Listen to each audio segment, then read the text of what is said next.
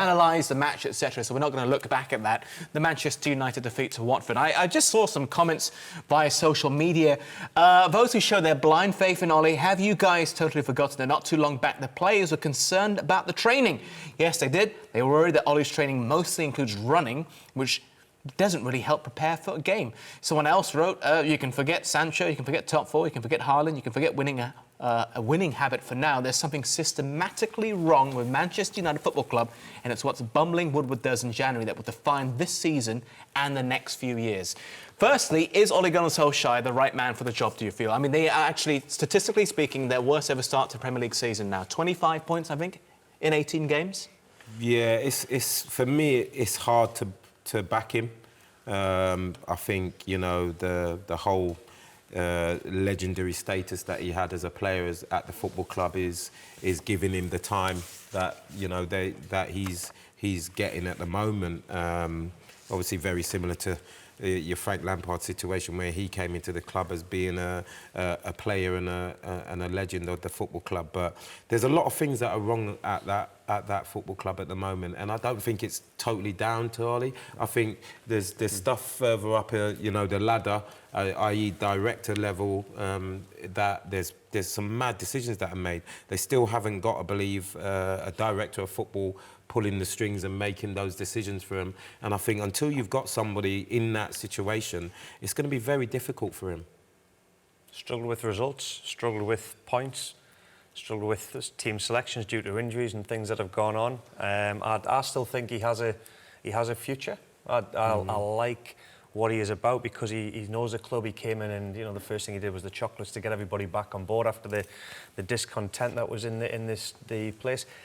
What we're talking, 25 points this season. 25 points so far. And we've got a long time to go. He wants that top four spot. Can they get there? I think you should just see him till the end of the season, see what happens in January, see what happens in the summer, let him see what signings they can make, and sort the stuff out that Frank's mentioned up above that has been going on that I think is more detrimental to this football club. Realise there's a long way to go, but it's also their worst ever start in a Premier League season. Can this job be too big for an individual? Are jobs too big for certain people? Well, have a look who's been in there since Sir Alex left. Moyes, yeah?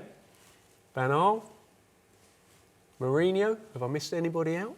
Ryan Giggs temporarily, but they've all performed better than Ole Gunnar Solskjaer in a Premier League season so far. Yeah, I wouldn't say hugely better, would you?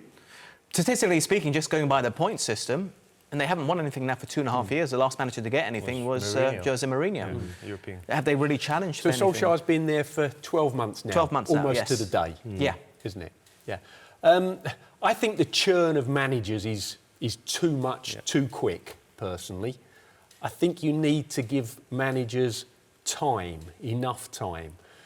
You know, Sir Alex Ferguson was nearly sacked at Manchester United before he started winning trophies.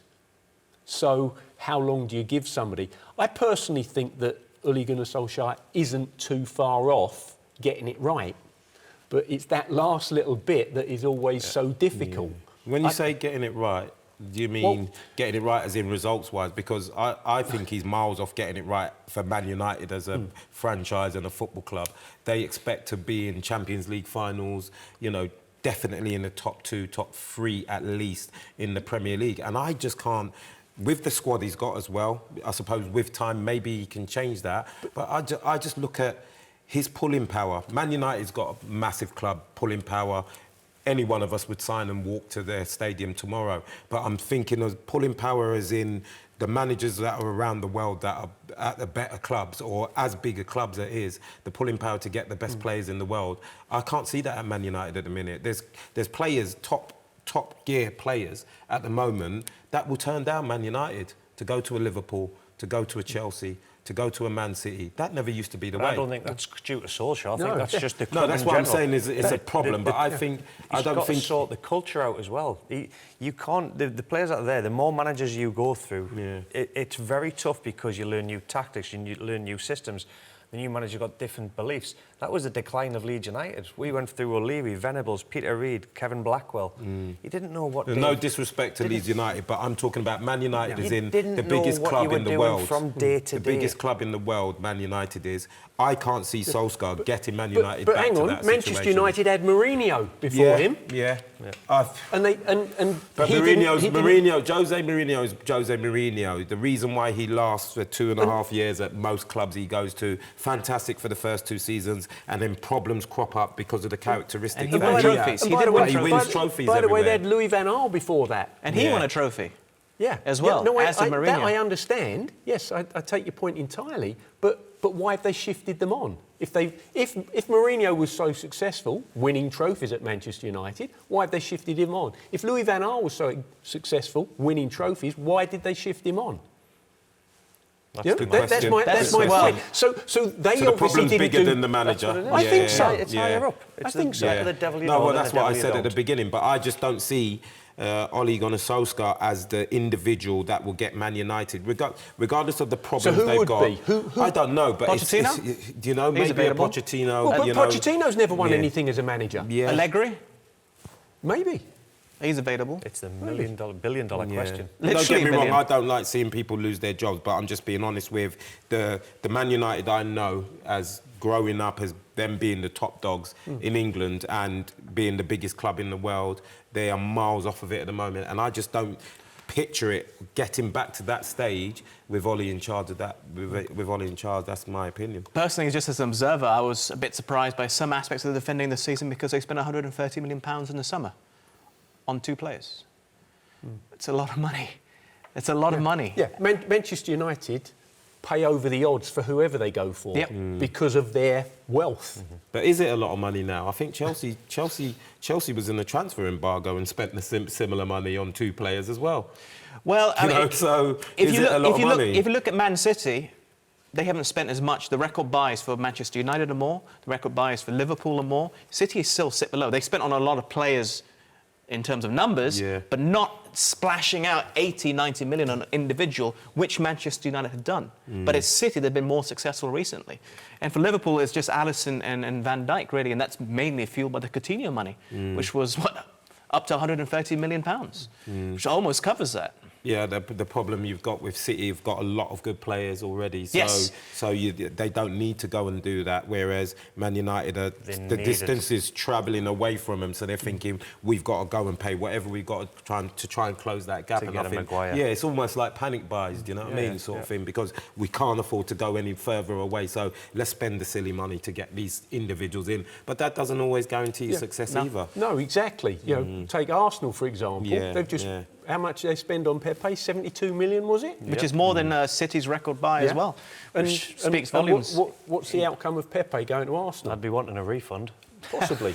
Gents, we do have one more thing. We only have a minute or two before we have to wrap things up, which is to give away the jersey sitting right behind you there. I've been tasing it for a good 48 hours now, so I believe we have a bowl which will be brought over here. On top of the jersey, it'll also be... oh, thank you very much. There'll also be some petrol vouchers, Hobbs and Shaw, thanks to our friends from there, Catch an Astro Best and Astro On Demand. And I think you should do the honours because you're flying. No, I think it's only fitting that a Tottenham supporter or an ex-Tottenham player does Gary's always here week in, week out. Right. Mickey's going to be here for the next week. Okay. So it has to be you. Right, That's fair the enough. reason And you've why. had such a great weekend with your It's predictions. been not bad, and- is it? I'll Yeah. probably pull out a Chelsea fan here. It could well be. Who gets a Tottenham jersey? As I am pulling this out, I'd just like to thank everybody at Astro for having me. It's been a remarkable couple of days that I've been here. Really enjoyed it. And obviously, the 2 boys that I've been working with for the first time working with them, it's been excellent. So thank you for that. Oh, it's been our pleasure. Our honour to have you here. Do you want to read it out or are you able Yeah, to? Dom 1 Nick W. OK, I believe that was a comment from the first game, which was the Manchester United versus Watford game. So you, my friend, when we read out your comment right at the start of the show, you've got yourself that jersey. I don't know who you support, though, but I do hope you enjoyed the Dele Alli signed Tottenham jersey and some petrol vouchers as well. And one final question, because you're leaving. January transfer window is just about to open. Because Manchester United was a topic before we started doing all of this, Erling Haaland has been linked heavily with Manchester United and with Dortmund and with every other club across Europe. Do you think he'll make his way there? Do you think Manchester United is the right club for him? And is he the answer to Manchester United's problems? Given that scoring goals hasn't been too much of an issue so far this season. Well, it makes sense. I believe he's worked with Ole Gunnar Solskjaer before. He has at Molde. So they've got that connection already, so it makes sense. Man United, as we just touched on before, a very big club. They certainly need to do something. Whether he's the answer, I don't know. Obviously, the level that he's scoring a lot of goals at is totally different to the Premier League. You know what I found interesting? I was listening to an interview with David Priest. Now, he's a goalkeeper. He's actually based out in Sweden, so he's quite abreast with everything happening in the Scandinavian countries. And he was regaling a story about why he joined Molde in the first place. He wanted to go to another club, but his dad, Alfie Inge Haaland, didn't allow it because there was a rivalry. And obviously, Alfie Inge Haaland, as you well know, is Mr. Leeds United. Is Mr. Leeds United. Yes. Now, he stopped his son from joining a rival club. But could he do the same here with Manchester United? Not a chance. I mean, Leeds are in a good position under Bielsa, potentially getting promoted to the Premier League. You've got the chance of going to Manchester United or Leeds United at this moment in time.